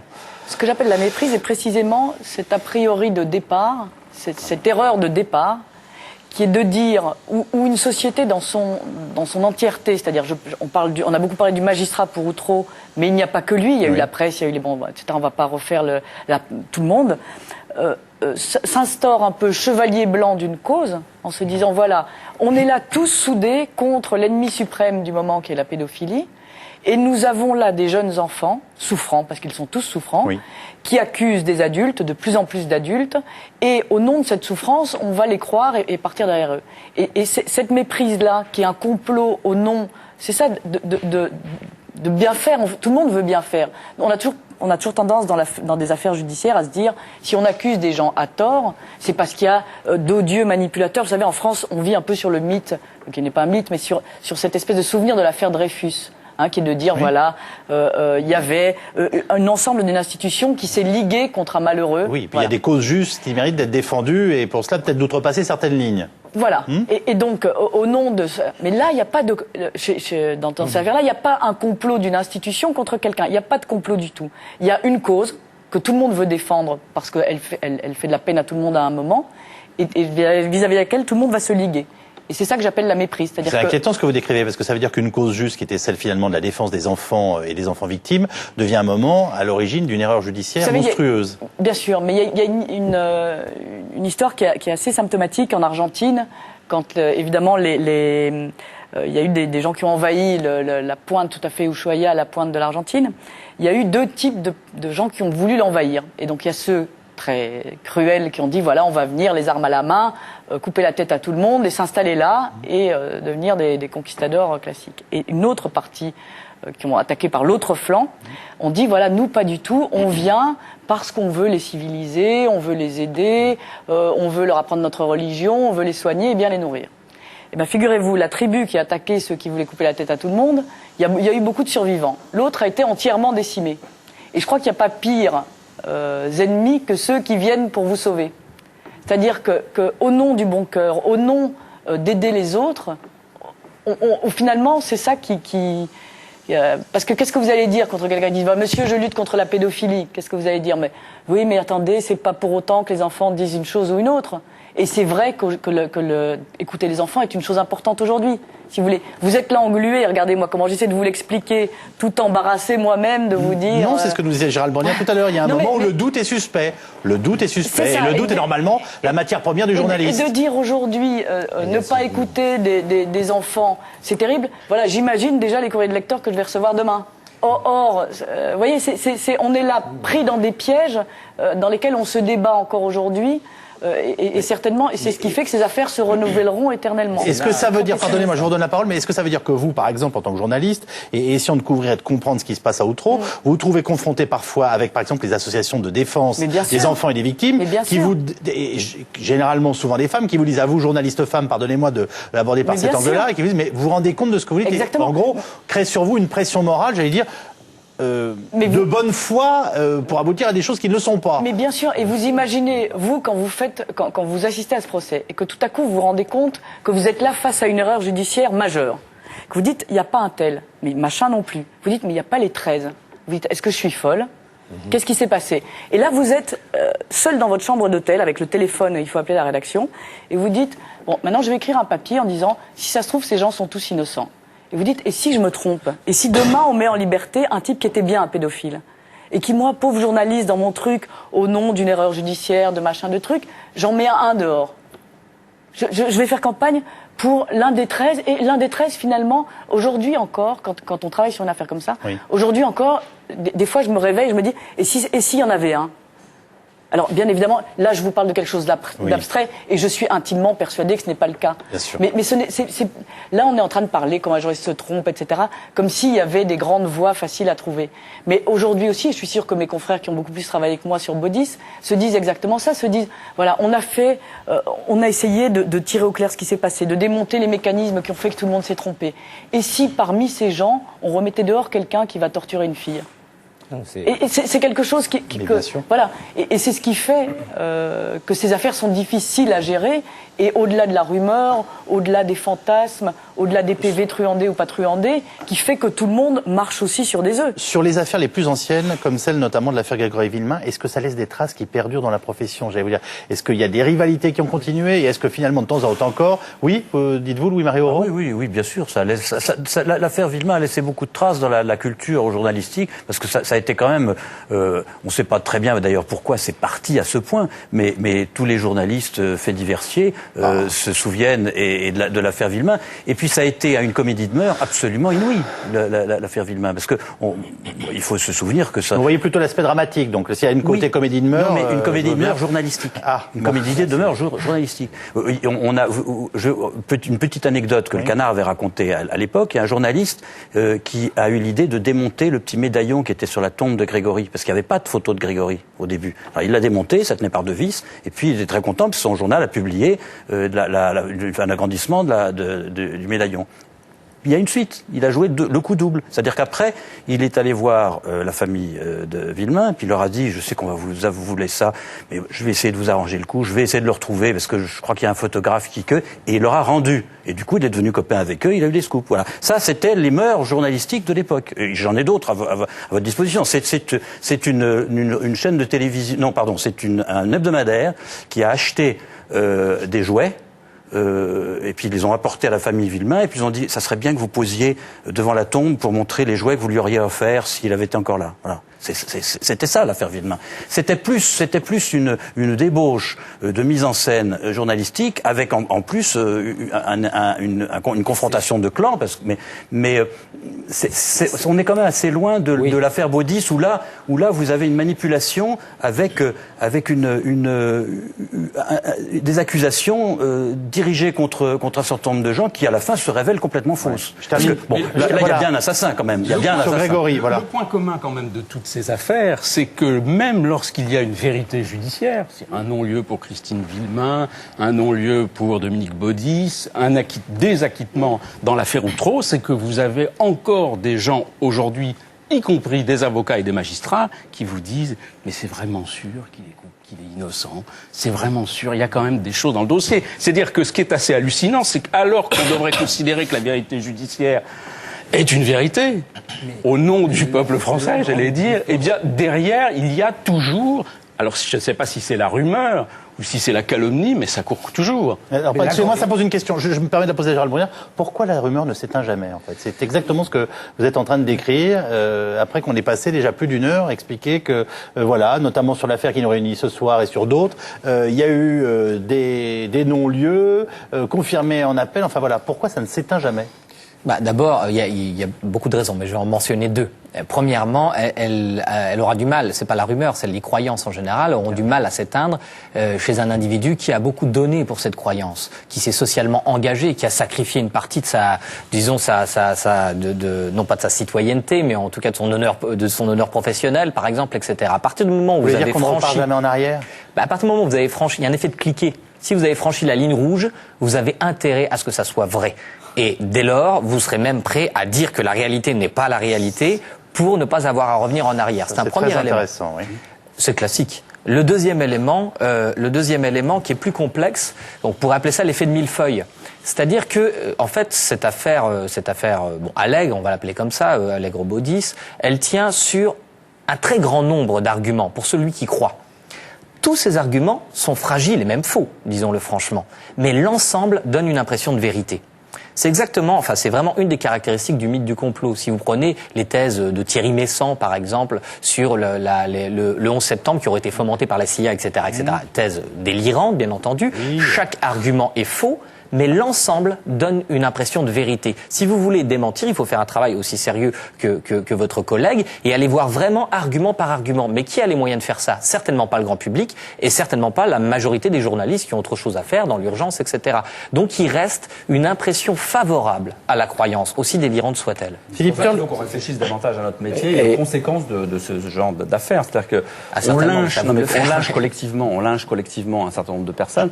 Dans toutes les affaires dont on a parlé, il s'agit bien de lynchage, puisqu'il y a une meute qui collectivement chasse l'homme. Et en général, la presse réfléchit peu après coup. Là, on le fait, c'est bien, mais c'est rare. Et surtout, Dominique Baudis, d'ailleurs, le faisait remarquer dans son livre, il y en a très peu qui s'excusent. Et je crois qu'il a raison. Il y a très peu d'excuses qui sont formulées. Or, on laisse des gens. D'abord la rumeur et ce genre d'affaires, ça peut arriver à tout le monde. Faut pas croire qu'il y a que Dominique Baudis d'un côté ou Madame Badaouia ou trop. Ça peut arriver à tout le monde. Alors, et après, essaie de nous déstabiliser, en nous faisant peur. Et après, qu'est-ce que j'ai fait la semaine dernière? Non, mais ce qui est terrible, c'est que la machine, c'est un véritable rouleau compresseur et qu'elle vous laisse après exsangue avec vos larmes et vos pleurs dans votre coin. Et Dominique Baudis, lui, il avait la possibilité de s'expliquer, de justifier, accès, comme on l'a vu dans le film, à la télévision, etc. Mais quand même, globalement, on lynche sans trop se poser de questions après coup, et on passe à autre chose. C'est quand même terrifiant. Et ça me terrifie un peu sur notre métier. Je crois qu'il faut qu'on se pose davantage de questions là-dessus. Et la deuxième chose, je crois qu'il faut qu'on se méfie de nos propres fantasmes, parce que dans toutes ces affaires, il y a un gros fantasme derrière qui est à l'œuvre. Dans l'affaire Baudis, c'est la vie sexuelle dans la haute société. Dans l'affaire d'Outreau, c'est la vie sexuelle en bas, dans les taudis, quelque part. Dans l'affaire du RERD, ce sont les jeunes des cités sont forcément des sauvages qui vont forcément aller découper les cheveux de quelqu'un. Dans l'affaire du bagagiste, c'est un employé de Roissy qui est musulman, etc. Allez, islamistes, terroristes. On est à chaque fois victime, il y a une espèce de mécanique folle du fantasme qu'on se met à alimenter collectivement. Donc je voulais dire que plutôt que de prendre des faits pour ce qu'ils sont, des faits, on utilise une situation pour prouver autre chose. Je dis que dans les écoles de journalisme, aujourd'hui, il faut dire, le premier truc, c'est la distance. Non, il faut la distance par rapport, effectivement, d'abord les faits et la distance par rapport au fantasme collectif. Et ce qui nous aveugle. Et c'est bien pour ça que ce qui est très intéressant, c'est de voir l'évolution entre l'affaire Grégory et les affaires Outreau et Baudis. Dans l'affaire Grégory, les dysfonctionnements des journalistes, c'est un peu des pratiques de voyous. Il faut bien dire les choses. Généralement des voyous sympathiques, parce que les faits diversiers... Le coup de la pierre tombale, là, tout à l'heure, moi, j'en avais jamais entendu parler, c'est hallucinant, quand même. Les faits diversiers qui ont suivi l'affaire Vilma, c'était des gens dont c'était le métier... C'était il y a 20 ans. C'était il y a 20 ans, qui avaient des pratiques à la limite, parfois carrément condamnables, et parfois, etc. Et puis, extrêmement sympathiques, donc qui rentraient en contact avec toutes les familles, etc. C'était du journalisme de papa, mais un peu escroc. Dans l'affaire Outreau ou l'affaire Baudis, c'est très différent, je pense. Pour la majorité des journalistes, on a des journalistes qui ne se comportent pas comme des escrocs, mais qui, comme le disait tout à l'heure Florence Somnas, vont eux-mêmes, comme le font les juges ou les enquêteurs, porter une croyance. Ils vont se transformer en chevaliers blancs. Et au nom de la cause qu'ils vont défendre, alors ils vont oublier le doute. C'est pour ça que le mécanisme, à mon avis, de l'erreur journalistique est très différent dans les deux affaires ou les trois affaires. Et en plus, on a un public de journalistes qui est différent. Les faits diversiers d'il y a 20 ou 25 ans, c'était des gens qui n'étaient pas forcément passés par les écoles de journalisme, mais des gens qui s'étaient formés sur le terrain. Je parle globalement, mais c'est surtout ça. Les journalistes qui partent aujourd'hui, même sur des faits divers, c'est des gens qui ont bac plus 5, 6 ou 7. Voilà. Et c'est des gens qui ont un bagage... Apparemment, ça rend pas plus lucide. Ça rend pas plus lucide. Voilà. Mais l'erreur est peut-être encore pire parce que l'erreur est commise au nom de la plus grande bonne foi et de la cause qu'on défend. Et du coup, ça devient encore plus compliqué de faire machine arrière. Parce que c'est ce que j'appelais tout à l'heure le journaliste acteur. Exactement. Quand la presse veut à un moment être proche pas plus tard que ces jours-ci. On reçoit des mails en disant quoi, vous croyez pas que Baudis est coupable? Encore aujourd'hui, je veux dire, ce qu'on vient de nous dire à propos de la rumeur qui s'éteint jamais, c'est vrai. On reçoit encore, on se fait engueuler pour ne pas. Pourquoi est-ce que dans un hebdomadaire cette semaine, il y a une notule annonçant votre émission, disant voilà, Yves Calvi n'a pas réussi à composer un plateau crédible de journalistes pour parler de cette affaire. Voilà, c'est nous tous. C'est nous. Voilà, donc parce que on est personne ici ne va dire que Baudis est coupable. Voilà. Dominique Verneyer. Le point commun de ces trois affaires, le point commun de ces trois affaires, c'est que le dérapage est collectif. Il est collectif parce que ce sont plusieurs journaux, journalistes qui vont dans le mur. Mais ce n'est pas simplement la presse, c'est aussi les gendarmes, les experts, le juge d'instruction, le procureur, et on pourrait multiplier les assistantes sociales dans Outreau, etc. Bon, je crois qu'en revanche, il est un peu faux de laisser entendre que lorsqu'il y a des catastrophes de ce style, on passe l'éponge, on enchaîne dans les rédactions et on n'en tient pas compte. On n'a pas attendu la commission d'enquête d'Outreau, on n'a pas attendu des livres pour que quand même dans certaines rédactions, on se pose des questions. On essaye de revisser les garde-fous, on essaye de se dire que, je crois que la leçon, une des leçons de ce genre d'incident, c'est qu'il faut se méfier de ses sources. C'est-à-dire que aucune source n'est fiable. Attendez, juste une... Oui, allez-y, Philippe Turle. Je voulais dire que en 25 ans, quand même, notre métier a beaucoup évolué. C'est pas du tout pareil qu'à l'époque de Grégory en 1984, parce que maintenant il y a des chaînes d'information en continu, il y a des télévisions où on a des journaux tous les demi-heures, la presse est peut-être moins lue maintenant qu'il y a 25 ans. Donc des sites internet où la rumeur est l'internet totalement incontrôlable. Le téléphone portable, les gens ils ont soif de l'information. Donc le temps n'est pas le même que ça a été il y a 25 ans. Donc nous sommes sous pression tout le temps pour apporter l'information supplémentaire. Qu'est-ce qu'on a de neuf? Et ça c'est très bien décrit dans le téléfilm qu'on vient de voir. Et la vitesse est l'ennemi de l'information. Et la vitesse, exactement, est l'ennemi de l'information. Donc, Dominique a parlé des sources. Parfois, les journalistes, pas parce qu'ils n'ont pas envie, mais ils n'ont pas eu le temps de vérifier les sources, parce qu'on est sous pression de notre rédacteur en chef. Allez, il faut nous donner une histoire supplémentaire. Ça aussi, on le voit dans le téléfilm. Donc, que fait le journaliste? Il essaie de faire son métier. Je dis pas que les journalistes sont mauvais. Il y a des mauvais journalistes, c'est sûr. Mais la plupart des journalistes, qu'est-ce qu'ils veulent? Ils veulent faire leur métier. Bon, c'est vrai que chacun a peut-être une idée en tête sur le coupable ou la personne innocente, c'est la nature humaine, mais il faut essayer d'être un peu impartiel dans un sujet. Et quand on est confronté avec des policiers, avec des juges qui eux aussi ont leur idée en tête de la personne qui est coupable ou qui ne l'est pas, c'est parfois difficile à décider. Et dans l'histoire de Baudis, ça a été tellement monté, tellement vite dans tous les sens, il fallait vraiment garder la tête froide pour savoir où il fallait aller. Alors Philippe, juste une chose. Je voulais que ce soir qu'on puisse parler avec vous, entre autres, parce que, j'allais dire, l'exercice de style qui nous réunit pour commenter quelque chose qui a eu lieu est d'une certaine façon facile, même s'il est nécessaire. En revanche, il y a des affaires en ce moment qui sont traitées, et je voulais vous faire réagir, entre autres, on va dire, au traitement médiatique de la disparition de Madi, qui, là aussi, a ému beaucoup de personnes pendant l'été. Mais auparavant, notre correspondante à Londres, Maryse Burgot, revient, on va dire, sur cette disparition, ses parents et évidemment le rôle de la presse. Une couverture médiatique a donné le tournis. Jour après jour, l'affaire Madi a occupé la une des journaux britanniques, des plus populaires aux plus sérieux. Depuis la mort de Lady Diana, aucun événement n'avait suscité une telle émotion collective et une telle mobilisation de la presse. La disparition de cette fillette aux yeux si particuliers fait incontestablement vendre du papier, d'où ce visage désormais omniprésent.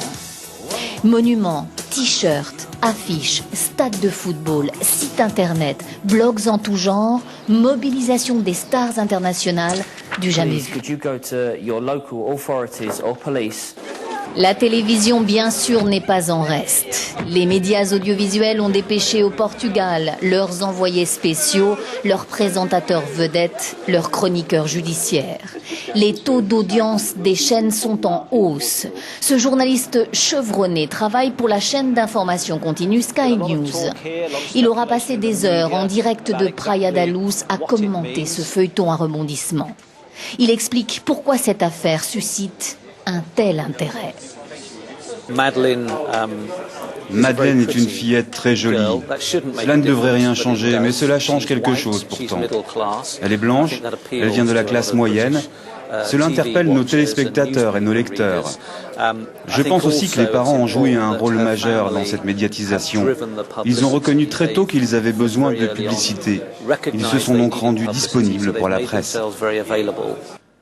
Des parents très photogéniques et très dignes qui vont en effet entretenir l'intérêt en créant fréquemment des événements, interviews ou déplacements en Europe.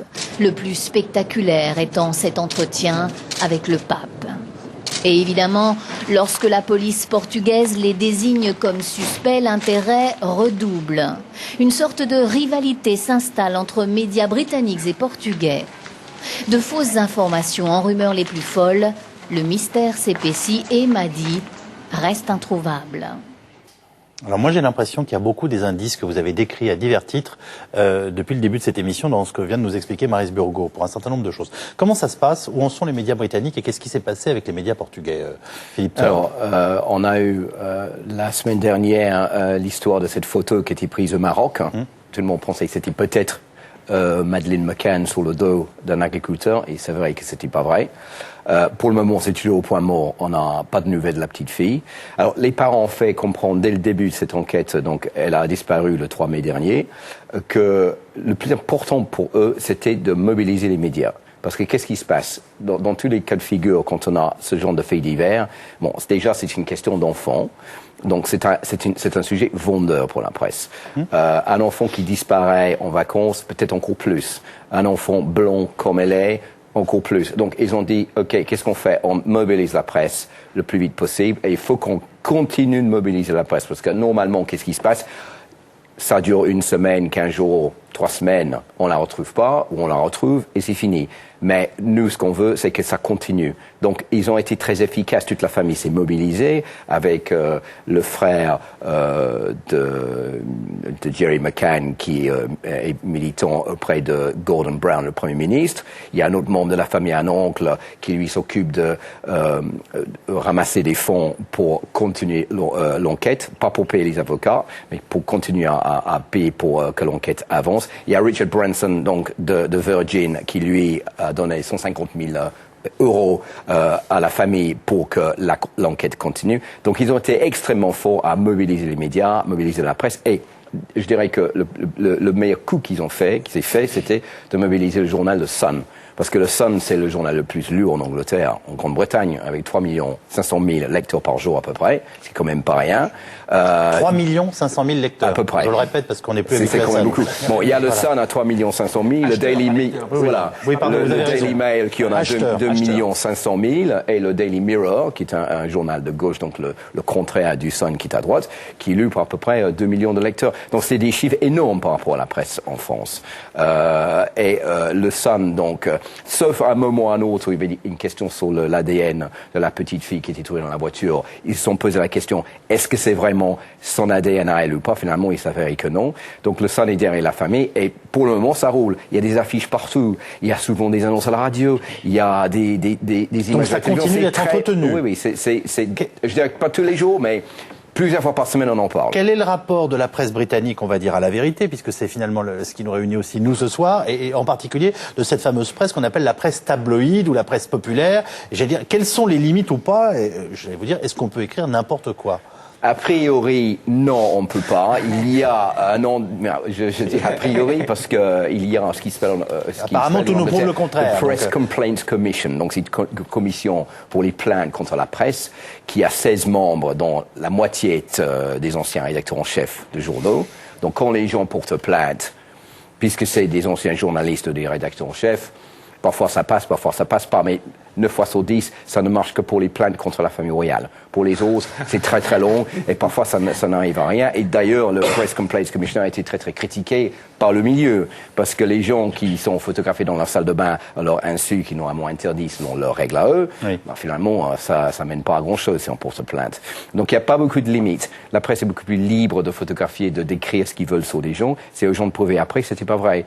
Donc parfois il y a une espèce de connivence entre certaines célébrités et certains journaux, comme on a trouvé en France d'ailleurs, dans Paris Match par exemple, avec certaines personnes qui disent « Bien, vous venez me filmer chez moi, je vais me poser avec mes enfants, etc. Après, vous me fichez la paix. » Et parfois ça marche, mais quand ça ne marche pas et la personne est agressive, là c'est une invitation à la presse pour venir faire leur métier sans que la personne soit d'accord. Dans la réalité, je rappelle que ma question c'était est-ce qu'ils peuvent écrire n'importe quoi, est-ce qu'il y a des sanctions et est-ce que ces sanctions sont dissuasives? Voilà.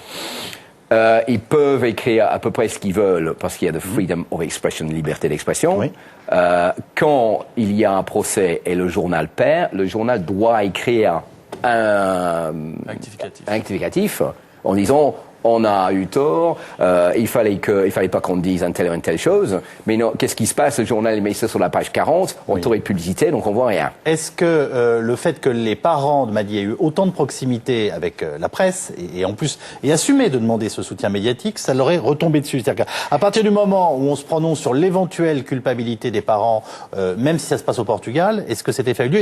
Et finalement, est-ce qu'il y a un débat aujourd'hui dans la presse britannique, comme on l'a connu par exemple, tel qu'elle nous était décrite tout à l'heure par Dominique Verdeillan, concernant l'affaire Grégory. Voilà, en gros, la mère est-elle coupable ou pas? Il y a eu des changements depuis la mort de la princesse de Galles, la Lady Diana, à Paris en 97, suite à toutes les plaintes contre la paparazzi. Les choses ont un peu évolué.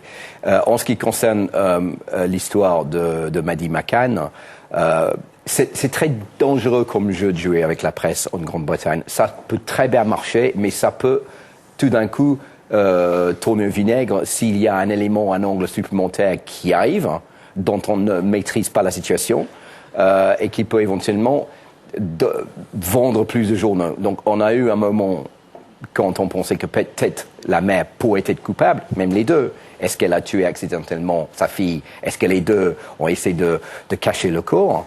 Ça a bien vendu les journaux. Donc, je dirais que la meilleure chose qui est arrivée à ses parents, c'est que cette histoire se passe au Portugal. Parce qu'au Portugal, déjà, c'était les Portugais sont pas efficaces, la police n'a pas mené l'enquête comme il fallait, donc ici en Grande-Bretagne, ça ne serait pas passé de la même manière, on aurait trouvé la petite fille très rapidement. Qu'est-ce que c'est que cette histoire? Donc déjà, il y avait une espèce de bouc émissaire, qui n'était pas les parents. Donc c'était pour les parents. Ils pouvaient utiliser le mépris au minimum, voire la xénophobie pour mettre en doute ce qui se passait au Portugal. Exactement. Donc pour le moment, bon, c'est une histoire. Je ne sais pas combien de temps ça va tenir encore, parce qu'on n'a toujours pas de nouvelles de la petite fille.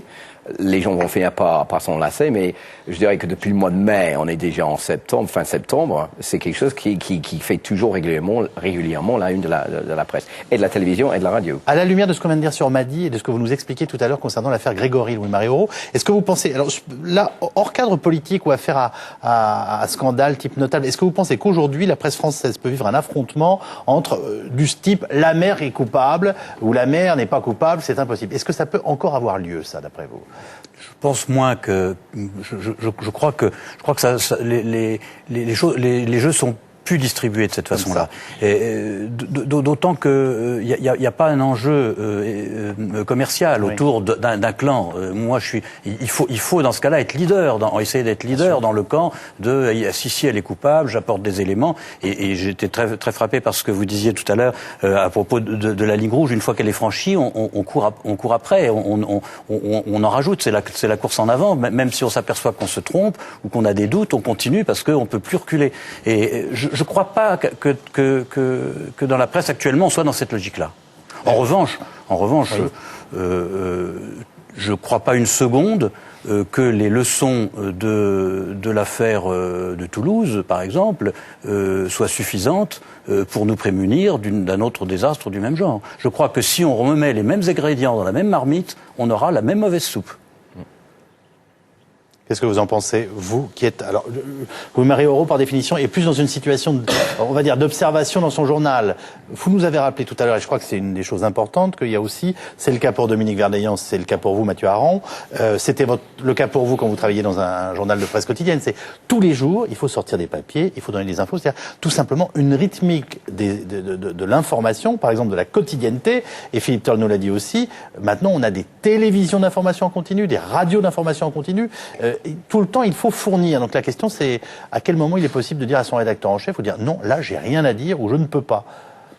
Tout le temps. mais ce que je reconnais, c'est qu'on fait un métier quand on travaille sur l'information au quotidien et dans l'urgence, on fait un peu un métier de funambule. C'est-à-dire qu'on est toujours sur un fil. Effectivement, voilà, dans 4 heures, 5 heures, je dois faire un papier. Il faut que j'ai eu le temps d'appeler les gens dont on a parlé tout à l'heure. L'enquêteur, le proc, 1 ou 2 avocats. Bon, on y arrive, on n'y arrive pas. Et là, à chaque fois, c'est un problème individuel. C'est-à-dire jusqu'où on prend le risque de faire un papier. Et là, faire un mauvais papier, je dirais. Il faut accepter de faire des mauvais papiers dans le sens où les papiers qu'on fera vont être moins enrobés. Ça va être une moins belle histoire dont on parlait tout à l'heure.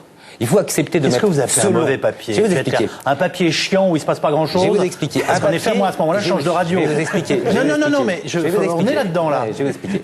Il faut accepter de faire des papiers au conditionnel, où on donne ses sources au maximum quand on peut les donner.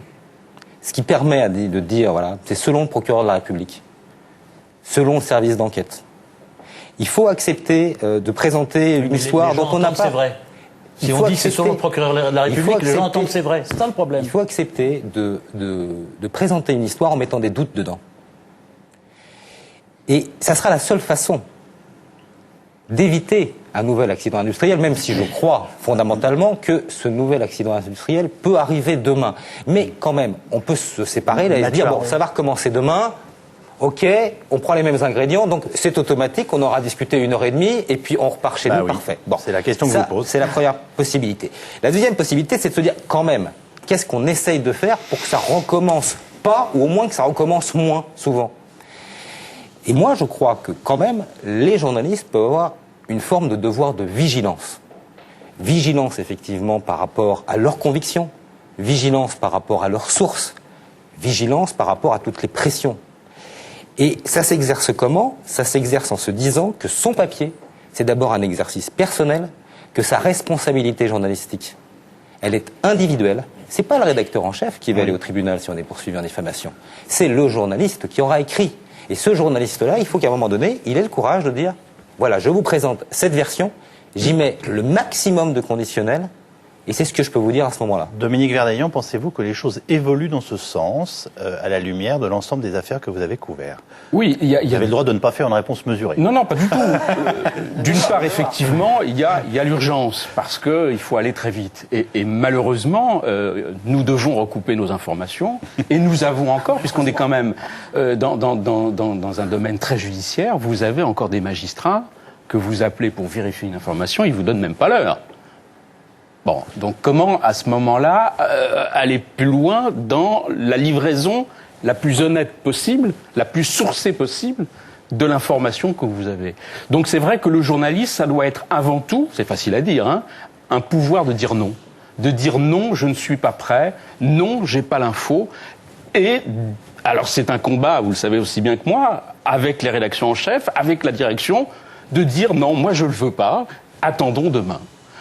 Je prends une affaire récente. Le nom de Fabrice Burgaud, par exemple, est revenu récemment dans l'actualité parce que quelqu'un qui avait bénéficié d'un non-lieu disait « Ah oui, et je suis passé d'ailleurs dans les mains de Fabrice Burgaud et c'est à cause de lui que je suis dans cette affaire-là et que, voilà, encore... » D'Outreau. Bon. Si on a vérifié un petit peu avant, on s'aperçoit que c'est pas aussi évident que ça, que Fabrice Burgaud, dans ce dossier, il est intervenu quelques jours, point. À partir de ce moment-là, il y a une décision qui est prise avec la hiérarchie de la rédaction qui consiste à dire on ne le traite pas. Ça n'a pas empêché certains de nos confrères de le traiter, de mettre ça en ouverture de leurs journaux, de faire un papier quelquefois même 2 jours après. Bon, nous avons choisi de dire on ne la traite pas parce que cette information, une fois qu'on l'a vérifiée, on s'aperçoit qu'elle fait pchit.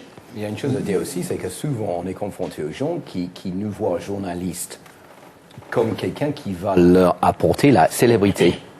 Tiens, le journaliste va parler de moi, je vais être dans son journal, à la radio, je vais passer à la télé, c'est ce que je veux. Donc, je peux inventer n'importe quoi pour y arriver. Donc, le journaliste, il faut qu'il soit très vigilant aussi, vis-à-vis des affaires, des choses qui ne soient pas vraies. Parce que la personne, on tombe sur un mythomane ou comme les 2 prostituées dans l'affaire Allègre, qu'est-ce qu'on fait, nous, pour savoir quand est-ce qu'on dit la vérité ou pas? Est-ce qu'on a le temps de vérifier ça? C'est ça le problème. Quand on a 1 personne, 2 personnes, 3 personnes qui disent tous la même chose, bon, il y a des gens qui disent, si tout le monde dit ça, ça doit être vrai. Donc, comment on fait pour savoir si c'est vrai ou pas? C'est très, très difficile. Donc, est-ce qu'on a le temps de tout vérifier? Parfois, non, parce qu'on est sous pression toujours de du rédacteur en chef pour apporter l'histoire pour le 18h ou pour le journal du lendemain. Moi, en vous écoutant, j'avais l'impression quand même que vous nous disiez qu'en gros, vous ne voyez pas de raison réelle que ce genre de dérapage ne puisse pas avoir lieu à nouveau et que quand même, individuellement, chaque journaliste peut conserver un peu de lucidité ou essayer de l'avoir. Mais juste avant de nous séparer, je voudrais qu'on soit bien d'accord sur 2 constats. 2 constats qui sont très importants concernant l'affaire à Toulouse. Une partie des meurtres de Toulouse n'a toujours pas été élucidée, Mathieu Aron, et on ne sait pas non plus qui a voulu salir Dominique Baudis. À ces 2 questions, aujourd'hui, on ne répond pas. Alors, pour être très clair, effectivement, c'est le fameux trou qu'on évoquait tout à l'heure dans la carrière criminelle de Patrice Allègre. S'est-il arrêté de tuer ou pas? On ne le sait pas aujourd'hui. Et ce qui est évident, c'est qu'il y a un certain nombre de meurtres qui demeurent inexpliqués dans la région. On ne sait pas ce qui s'est passé. On ne sait pas si c'est Allègre ou si ce sont d'autres personnes. On ne le sait pas. C'est un premier point. Et votre 2e question portait La question, c'est qu'on ne sait toujours pas qui a voulu mouiller Dominique Baudis et qui a voulu salir. Ça, c'est fondamental. C'est quand même une question centrale. Ça, c'est fondamental parce que... Oui, Mario. Oui, le seul fait de poser cette question, on retourne à la case départ. Parce que, est-ce qu'il y a un chef d'orchestre? Voilà. Est-ce qu'il y a un complot? Moi, je crois pas du tout. Je crois simplement que, il y a un moment, les prostituées, on trouve, enfin, la première, Patricia, trouve bien de dire, il y avait des notables, et un notable, dans la ville, elle pense au maire, et c'est tout. Je crois que, franchement, que c'est aussi bête que ça. Et puis ensuite, une fois que la mayonnaise prend et que qu'on commence à battre les œufs, il y a des bonnes âmes qui trouvent ça bien d'en rajouter. Alors, mais je crois pas du tout qu'il y ait un chef d'orchestre. Je pense que poser la question de savoir qui a voulu salir Dominique Baudis, c'est personne. La machine marchait toute seule. On faut pas chercher de chef d'orchestre. L'orchestre jouait tout seul. On ne va pas dire que c'est une bonne conclusion, mais ça permet de finir cette émission. Je vais montrer rapidement un certain nombre de livres qui nous ont aidé à la préparer. Bien entendu, Marie-France Etchegoin et Mathieu Aron chez Grasset, Le bûcher de Toulouse, d'Allègre à Baudis, Histoire d'une mystification.